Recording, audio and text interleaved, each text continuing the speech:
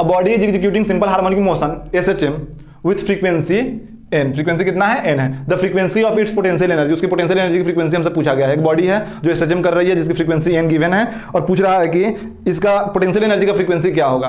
तो देखो समझो जरा, अगर कोई बॉडी फ्रीक्वेंसी n से SHM कर रहा होता है तो उसका पोटेंशियल एनर्जी उसका 2 टाइम्स का हो जाता है, मतलब उसकी फ्रीक्वेंसी पोटेंशियल एनर्जी के दुगना हो जाता है, 2 टाइम्स हो जाता है। लिखोगे यहाँ पे frequency of its potential energy becomes 2n, 2 times हो जाता है। पर कैसे 2 टाइम्स होता है वो समझ लो, है ना, कैसे 2 टाइम्स होता है वो समझो जरा। मान लो कि x equal to a sin omega t equation है SHM का, ठीक, SHM का इक्वेशन है। तो हम इसको ऐसे भी लिख सकते हैं a sin 2 पाई n और t, क्यों, क्योंकि ओमेगा इक्वल टू होता है 2 पाई f और फ्रीक्वेंसी को हम 2 पाई n, फ्रीक्वेंसी n दिया है तो ये लिख सकते हैं, ठीक। चलो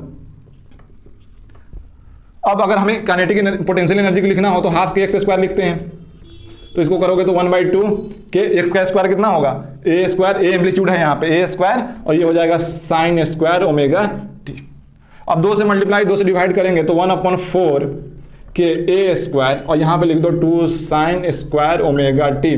अब जरा तुम लोग एक इक्वेशन पढ़े होगे कि cos 2 थीटा होता है 1 माइनस 2 साइन स्क्वायर थीटा। तो 2 साइन स्क्वायर थीटा कितना हो जाएगा 1 माइनस cos 2 थीटा। यहाँ थीटा की जगह पे ओमेगा टी है तो क्या हम 2 साइन स्क्वायर ओमेगा टी को 1 माइनस cos 2 ओमेगा टी लिख सकते हैं? बिल्कुल लिख सकते हैं। तो यहाँ पे लिखोगे 1/4 के a square 1 minus cos 2 omega T.